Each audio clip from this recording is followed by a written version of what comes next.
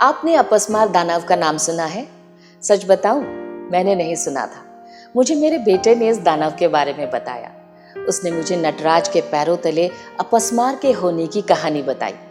बताते हुए उसे बड़ा मजा आ रहा था कि माँ उसे कभी मूर्ख कभी आलसी कहकर डांटती है तो उसका देवता अपस्मार है जिसे कभी नहीं मारा जा सकता। अपस्मार के भगवान शिव के पैरों तले होने की बात मुझे बहुत रोचक लगी। उसने जो कहानी और कारण बताया वो मैं मूल कहानी बताने के बाद अंत में बताऊंगी। तब तक हमारे साथ बने रहिएगा। मैंने इस बारे में और खोजना शुरू किया। तब एक कहानी सामने आई जिसका उल्लेख हिंदू धर्म ग्रंथ स्कंद पुराण में मिलता है। कहानी बताने से पहले नटराज और अपस्मार के बारे में जो उल्लेख है उस बारे में एक बहुत ही महत्वपूर्ण सीख है जो मैं बताना चाहती हूँ। अज्ञानता का दानव अपस्मार जिस पर नटराज खड़े हैं, यह दर्शाता है कि संसार से अज्ञानता को समाप्त नहीं किया जा सकता, लेकिन ज्ञान के प्रकाश से इसे वश में किया जा सकता है।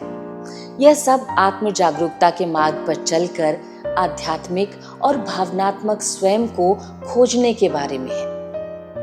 नटराज संतुलन का प्रतीक है। सभी बुरे लक्षणों को वश में करने के लिए सभी ऊर्जाओं को व्यवस्थित करने का एक तरीका। प्रत्येक व्यक्ति ध्यान, ज्ञान, अनुशासन और आत्म जागरूकता से आंतरिक नटराज को प्राप्त कर सकता है। अन्यथा राक्षस अपस्मार हमारे जीवन में आलस्य, हीन भावना और अनिश्चयता का भ्रम पैदा कर देगा। स्कंद पुराण के अनुसार दारुका वन के ऋषि दिव्य योगी थे, लेकिन उन्हें कुलीन प्राणी होने का घमंड प्राप्त हो गया। वे अनुष्ठान करने लगे और स्वयं को भगवान समझने लगे। उन्होंने कर्म का मार्ग छोड़ दिया और केवल यज्ञों और अनुष्ठानों में संलग्न हो गए। उन्हें सही मार्ग पर लाने के लिए भगवान शिव ने भगवान विष्णु के साथ क्रमशः भिक्षाटन, जो एक युवा आकर्षक भिखारी, और मोहिनी, एक शांत सुंदरी का रूप धारण किया और दारुका वन पहुंच गए। मोहिनी ने सभी ऋषियों को मंत्रमुग्ध कर दिया और वे उसका पीछा करने लगे। दूसरी ओर भिक्षाटन ने ऋषि की पत्नियों को मंत्रमुग्ध कर दिया। अपनी पत्नियों को इस तरह मोहित होते देख उन्हें रोकने के लिए उत्तेजित ऋषियों ने एक सांप, एक बाघ और एक बौने राक्षस अपस्मार को भिक्षाटन की ओर भेजा। अपस्मार अज्ञानता का राक्षस, एक राक्षस जिसे मारा नहीं जा सकता, जिसे केवल वश में किया जा सकता है। एक राक्षस जिसकी उपस्थिति इस दुनिया में ज्ञान और अज्ञान को संतुलित करती है। भिक्षाटन के रूप में भगवान शिव ने बाघ और नाग को धारण करके उन्हें अपने वश में कर लिया। लेकिन अपस्मार एक शक्तिशाली राक्षस था जिसे मारा नहीं जा सकता था। अपस्मार को वश में करने के लिए भगवान शिव ने नटराज का रूप लिया।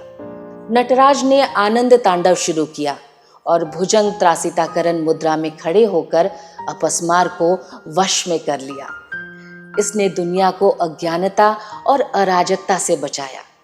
लोक कथाएं बताती हैं कि जब भी अपस्मार अपना सर उठाता है, भगवान शिव नटराज के रूप में अवतार लेते हैं और राक्षस को वश में कर लेते हैं। मेरे बेटे ने जो कहानी बताई उसके अनुसार नटराज ने अपस्मार को न मारकर अपने दाहिने पैर के नीचे कुचल कर दबाकर इसलिए रखा क्योंकि अगर अज्ञानता को पूरी तरह खत्म कर दिया जाए तो ज्ञान सभी के लिए सुलभ हो जाएगा और उसका महत्व खत्म हो जाएगा। ज्ञान इतनी आसानी से मिलने वाली चीज नहीं, इसके लिए सालों साल मेहनत करना होता है। जो योग्य होता है उसे ही ज्ञान की प्राप्ति होती है ना। ये एकदम अलग सी कहानी।